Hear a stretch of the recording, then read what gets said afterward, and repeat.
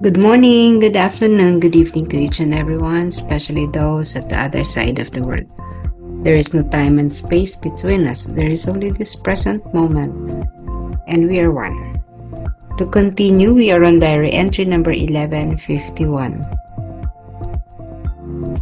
When pain overwhelms my soul, and the horizon darkens like night, and the heart is torn with the torment of suffering, Jesus crucified, you are my strength.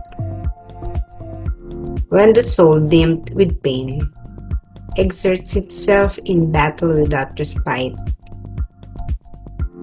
and the heart is in agony and torment, Jesus crucified, you are the hope, my salvation. And so the days pass as the soul bathes in a sea of bitterness, and the heart dissolves in tears. Jesus crucified, you shine for me like the dawn. And when the cup of bitterness brims over, and all things conspire against her, and the soul goes down to the Garden of Olives, Jesus crucified, in you is my defense. When the soul, conscious of its innocence, accepts these dispensations from God, the heart can then repay hurts with love. Jesus crucified, transform my weakness into omnipotence. Kapag nananaig sa aking kaluluwa ang sakit, at ang abot tanaw ay nagdidilim na parang gabi, at ang puso ay napunit sa pahirap ng pagdurusa, Jesus na nakapako sa krus, ikaw ang aking lakas. Kapag ang kaluluwa nanlabo sa sakit, nagsusumikap sa labanan ng walang pahinga, at ang puso ay nasa paghihirap at pagdurusa, Jesus na napako sa krus, ikaw ang pag-asa ng aking kaligtasan. At kaya lumipas ang mga araw, habang ang kaluluwa ay naliligo sa dagat ng kapaitan, at ang puso ay nalulusaw sa luha, Jesus na ipinako sa krus, lumiwanag ka para sa akin, tulad ng bukang liwayway. At kapag ang tasa ng kapaitan ay mapuno, at lahat ng bagay ay nagsasabwatan laban sa Kanya, at ang kaluluwa ay bumaba sa halamanan ng mga olibo, Jesus na napako sa krus, nasa iyo ang aking pagtatanggol. Kapag ang kaluluwa mulat sa kanyang kawalang kasalanan, tinatanggap ang mga dispensasyong ito mula sa Diyos, ang puso ay makakaganti ng sakit ng pagmamahal. Si Jesus na napako sa krus, ibahin mo ang aking kahinaan sa pagiging makapangyarihan. Alright, Faustina was poetic at this point. Marami na rin siyang mga tula na isusulat at ito ay nandun sa kanyang diary. Isang katangian ni Faustina yung pagsusulat ng tula. Ang ayos naman ng mga linyahan ng kanyang mga tula. At ang tema ng tula na ito ay, again, the most favorite of Faustina, all about sufferings. And Jesus, syempre pag may pagdurusa, may Kristo o may Jesus. Hindi maaaring wala sapagkat sino pa ang modelo ng paghihirap at pagdurusa, walang iba kundi ang Panginoong Jesus. At kung susundan natin ang Panginoong Jesus,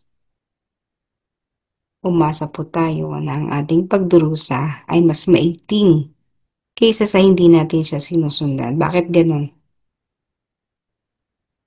Bakit mas matindi ang paghihirap at pagdurusa ng isang tao o ng isang kaluluwa na sumusunod kay Jesus?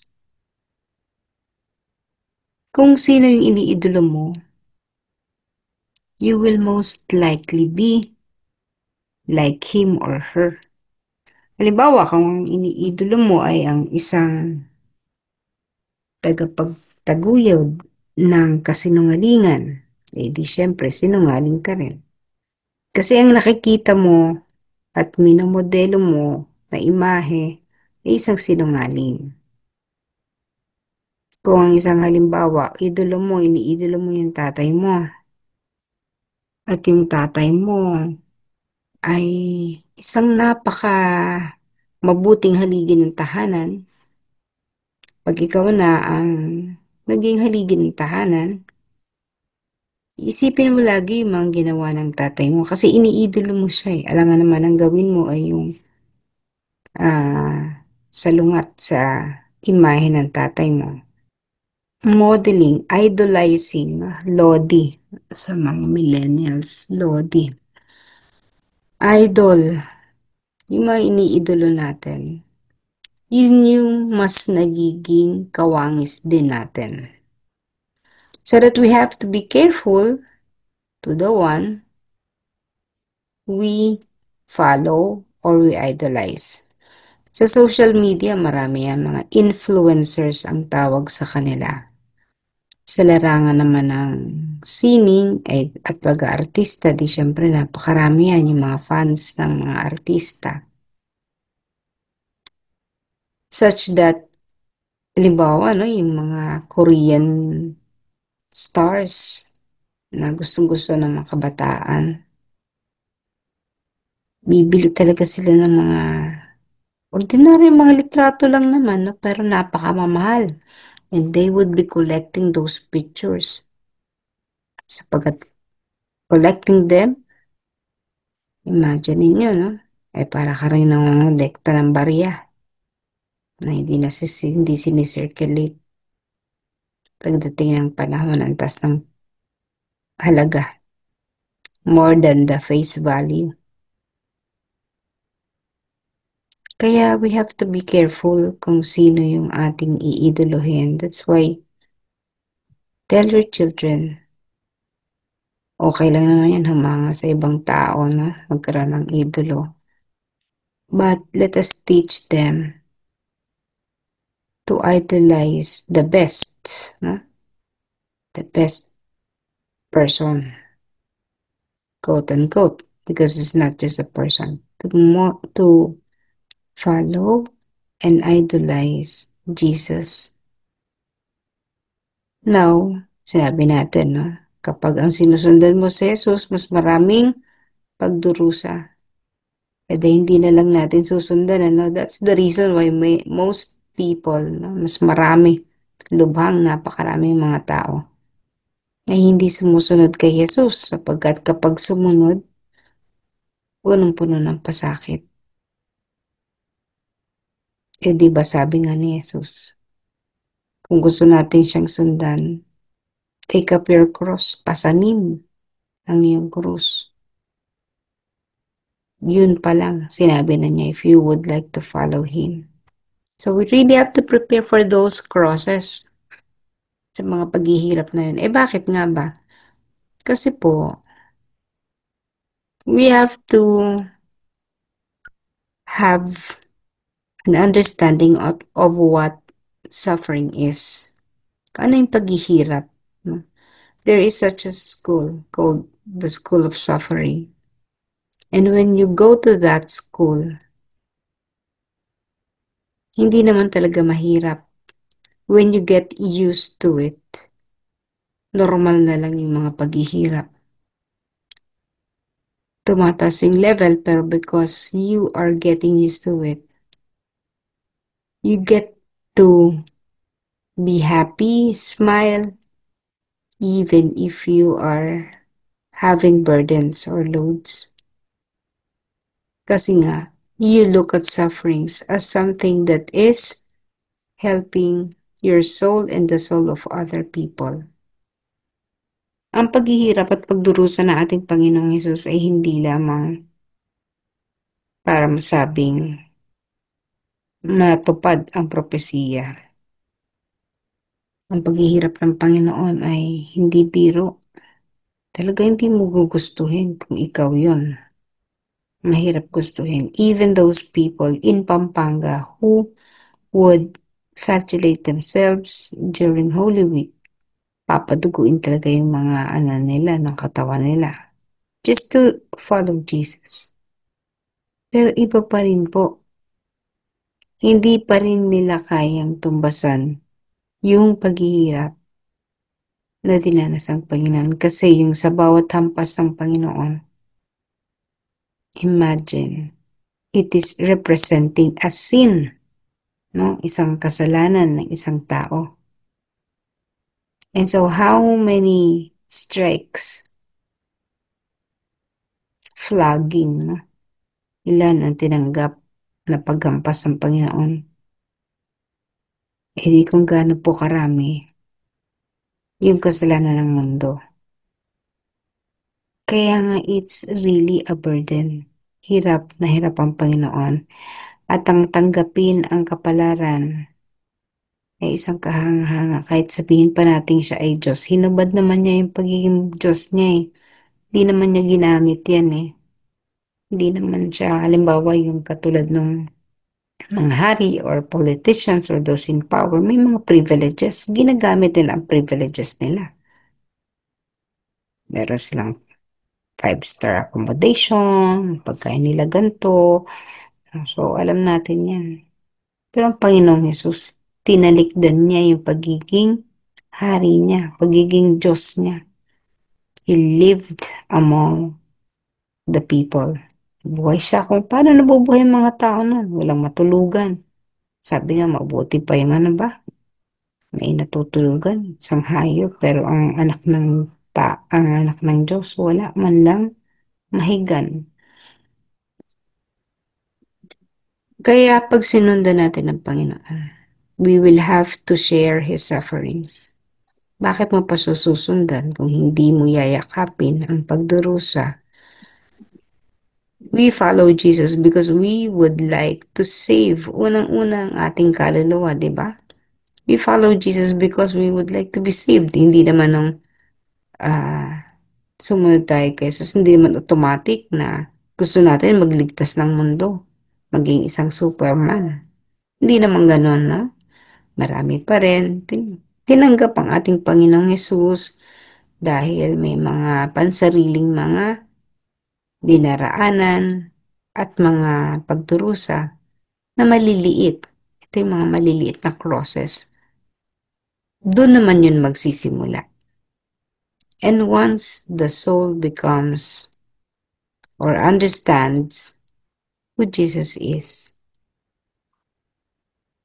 talagang yan, susubukin at susubukin ang pananampalataya. Bakit ba kailangan subukan? Again, pag hindi yan sinubukan, hindi yan tatatag. It will never be strong. Hindi mo kasi nararanasan eh. So, paano mo mararamdaman ng saya kung hindi ka dadaan sa pagdurusa o pag-iyak? Doon mo palang nare-realize ganito palang buhay kapag dumaan ka sa paghihirap.